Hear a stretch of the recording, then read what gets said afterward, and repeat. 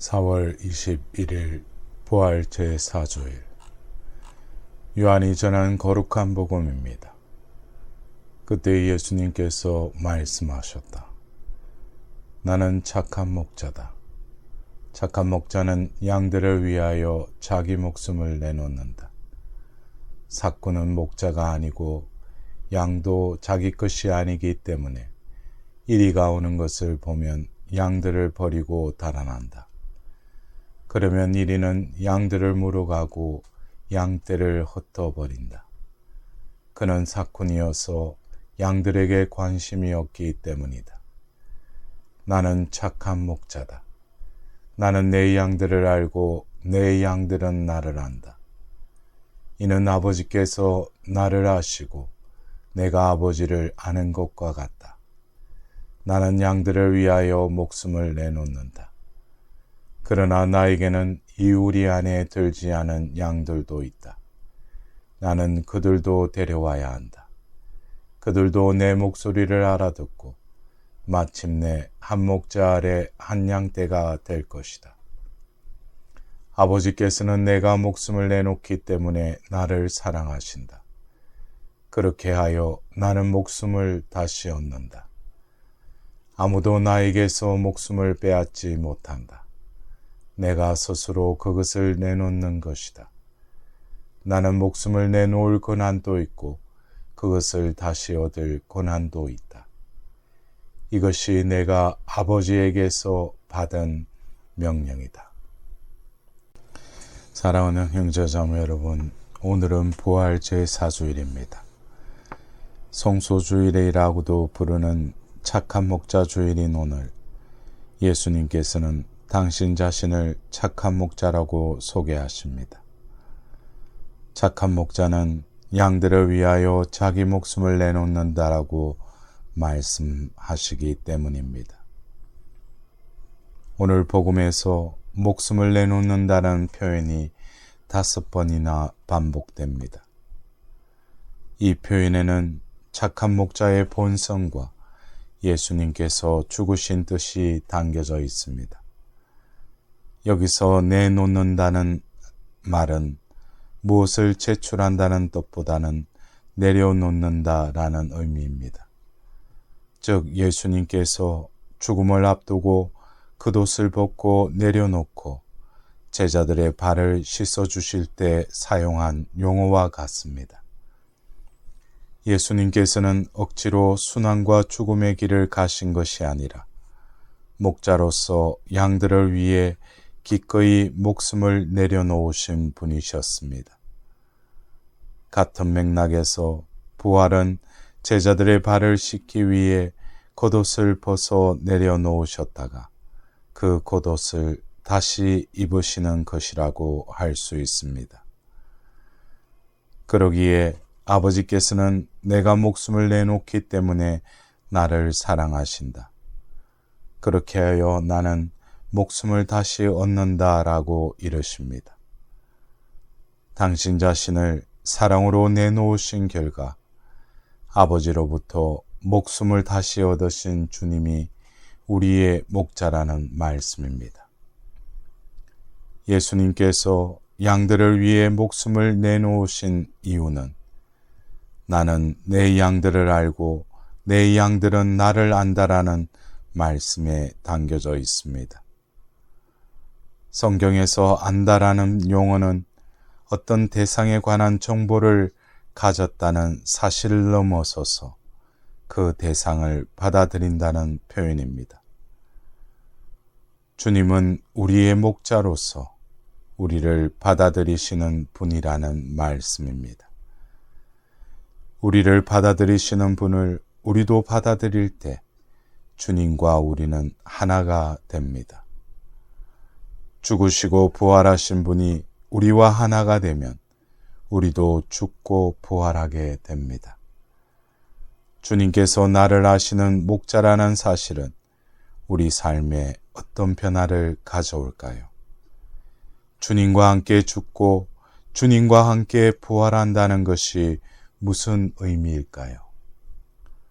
한 신앙인의 고백을 들어봅시다. 내가 최초로 성당문을 두드렸을 때에는 이 세상 어디에서도 따뜻한 손길을 만날 수 없는 절망 그 자체에 놓여 있을 때였습니다. 남편은 중환자실에 누워 20여일을 혼수 상태로 지냈고 나는 더 이상은 낮아질 수 없는 가난과 초라한 몰골로 중환자실을 지키며 가슴을 떨었습니다. 이제 막 3살이 된 막내와 그 언니들은 똑같이 수두를 앓고 있었습니다. 이런 잔인한 비극 속에서 나로 하여금 성당문을 열게 한 분은 누구일까? 누가 불렀다고 하면 오만이고 내가 직접 찾아갔다 하면 착각일 것입니다. 그 즈음에 나는 세상의 질긴 외로움에 몸을 떨고 있었고 무엇보다도 무서웠습니다. 그 현실을 극복하기보다는 차라리 죽음을 택할 찰나였습니다. 누구에게도 내 아픔을 털어놓고 의논할 수가 없었습니다.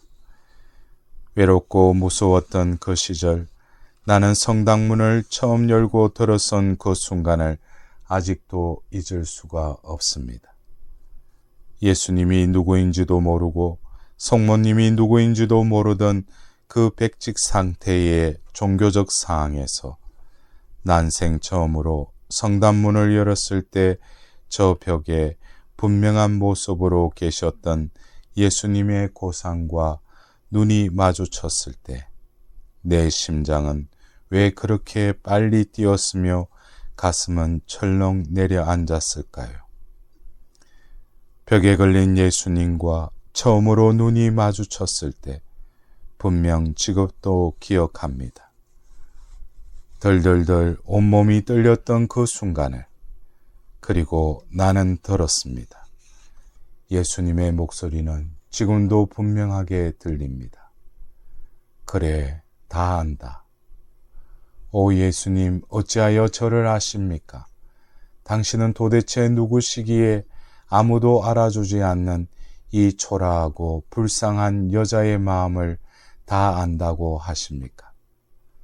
나는 으악 소리치며 울기 시작했고 내 입에서 처음으로 주님이란 소리가 터져 나왔습니다.